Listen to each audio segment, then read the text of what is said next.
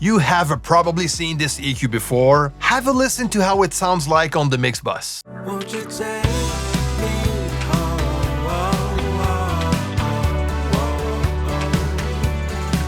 Won't you take me home? This is the legendary Pultec EQ. It has been around since the 50s. It's been in several commercial studios. It has been emulated by several plugin companies. And after reading all of your requests on making a video on the Pultec EQ, I decided to make this video. And by watching the full video, you'll have full control on how to work with a Pultec EQ in your mixes. Now, the Pultec-type EQ is a passive type EQ, and its makeup gain stage is tube-based for most of them, but there's also solid-state versions. But most of emulation plugins are based on the tube version, and the way it reacts is actually very different than a regular type EQ that we have in our DAWs. So you can do things like the two-knob technique, which I'm going to share with you in just a moment. That is actually very colorful, which makes this EQ quite unique. And the way this EQ is designed, it has a tone of its own, even without boosting or attenuating frequencies. So let's go back to our mix bus and listen to the plugin on its own without boosting any frequencies. Won't you take me home?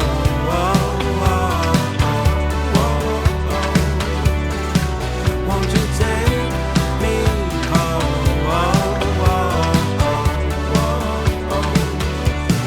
So it's very subtle, so that's why you need a very good pair of headphones or studio monitors to listen to this video. But you can hear how the mix opens up a bit more presence, a bit more low end also. And this is the type of tone that we get right out of the box. So you can easily use this plugin just to get the tone right away without even adding and boosting frequencies. Now, there's several variations of the Pultec EQ, but the one that I'm going to work on today is the EQ P1A, which is the most common one. And I'm using the UAD version. I'm going to leave the link down below if you want to check it out. It's actually one of the best Pultec emulation out there. So if we take a closer look, we have three main parameters. We have frequency selection, cut and boost, and the bandwidth. That's it. So we have the low frequency boost and attenuation and the frequency selection for low frequencies. So these three parameters will work together. And I'm actually going to show you how these will react by having an instance of Plugin Doctor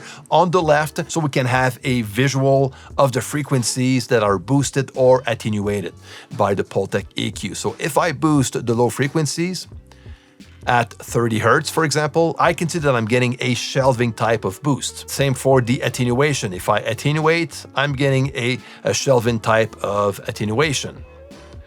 So I can bring that up to 100 Hertz. And even if I have 100 Hertz selected, you can see that the boost will go wider. It's not gonna be very precise. It's gonna be pretty wide as far as the bandwidth goes. And same for the attenuation. And what's special is the actual curve that we get when attenuating and boosting, which makes the Pultec EQ quite unique. So if you were to boost at, let's say, 60 Hertz, and attenuate at the same time, it's not going to cancel itself out just because of those curves that will react differently by boosting and attenuating. And this is what we get if we have lots of boosts and then we attenuate at the same frequency point. Look at what happens. Now I have a dip in the mid-range. And this is the two-knob technique that I was referring to, which will add a bit more control and tightness to the sound, which is a pretty good trick that works well on bass, on kick drums, on the drum bus, for example. And we're actually going to try this out on the bass in just a moment. So let's bring that down to 30 Hertz. Now we're cutting out some low mids at around 250 Hertz and a bit below 200 Hertz when we have that set up to 20 Hertz. Okay, now if we go and look at the boost section, now we have these three knobs that will work together. So we have the boost, the high frequency selection, and also the bandwidth. Now, the bandwidth will determine how wide you want the boost to affect frequencies, basically a bit like a Q factor on a regular EQ. And we'll see directly on the Doctor how that looks like visually. So I'm going to boost a bit of, let's go to 5K, for example. Let me boost a bit of 5K, and I can play around with the bandwidth. And notice how that reacts, so the narrower the bandwidth, the more boost I'm going to get, and the more wide I affect frequencies, I'm getting a bit less boost, okay? But more frequencies are affected by the boost. And again, these three knobs will work together. So the bandwidth will not affect the low frequencies and also the attenuation, okay? It will only affect the boost, the high frequency boost. Very important to know that, okay? Let's go and look at the attenuation. And this time around, we have three frequency selection, 5K, 10K, and 20K. And if we attenuate, we can see it's going to do the opposite as the low frequency attenuation. It will react a bit like a high shelf cut. And if we blend both together for the same two knob technique, let's boost a bit of 8K, for example, with a wider bandwidth, and overdo it, of course, and then add some attenuation. And look at what happens. If we overdo things, we have a bit of cut again, more on the high midpoint, by also cutting the top end of the signal, according to the attenuation frequency selection. So 20K, this is what we get. At 5K, we have a very nice mid-range cut. Okay, but this is, when you overdo it. And even if you don't overdo it, you still have that effect going on in a more subtle way. And we're going to try this out on a vocal in just a moment. But now let's listen to a bass guitar.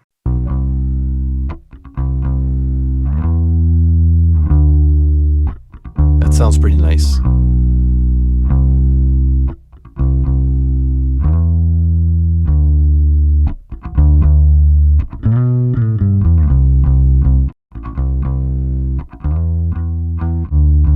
Let me bring down the output level to level match. Awesome. Listen to this. So fat. Now, I'm adding a lot, but just to give you an idea. If I bring down the attenuation, listen to the difference. I'm getting a bit more control. A bit more tight also of a bass sound. Let's add a bit of a mid-range. If I bring that, the high frequency to 3K, I'm going to get a bit more grit out of the bass. So this will add a bit of top end to the bass. Let's face it, top end on the bass guitar will be in the mid-range basically.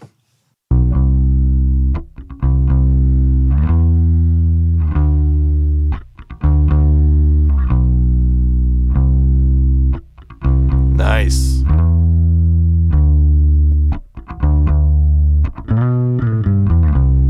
I kind of like that.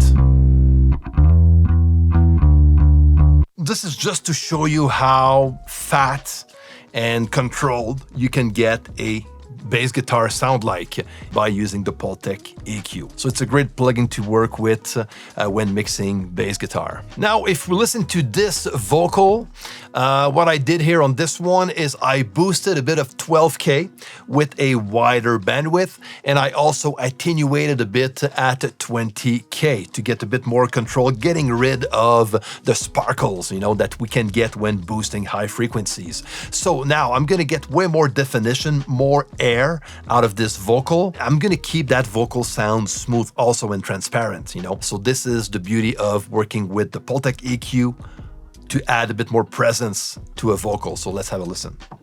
To find you, I need to find a place to run to.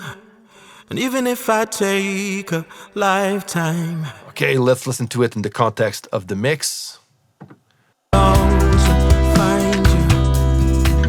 Find a place to run to. And even if I take a lifetime, there you go. Nothing left to lose. Yes, I know you're worth it, though I know I don't deserve it.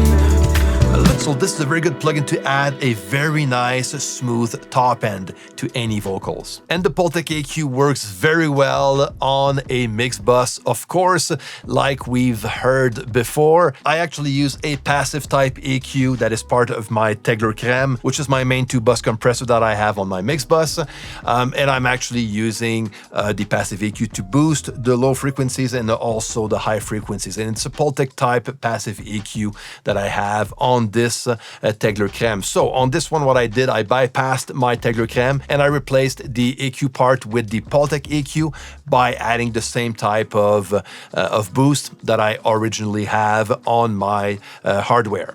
And this is how it sounds like.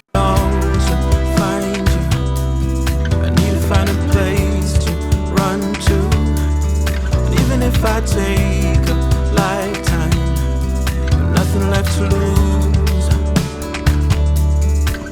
Yes, I know you're worth it, though I know I don't. On the mix bus, I mainly use the low and high frequency boost. I don't attenuate on the mix bus, okay? So only the boost, just to open the mix up a bit. And on my side, I do mix into it, okay? So I add this up at the beginning of my mix, like I do with my mix bus compressor, and I just mix right into it. And if you want to know more about my whole mix bus process when it comes to adding plugins on the mix bus, you can actually watch this video where I share with you my whole strategy when it comes to mix bus processing. So I hope this was helpful. Leave your questions and comments down below and enjoy working with the Pultec EQ in your mixes.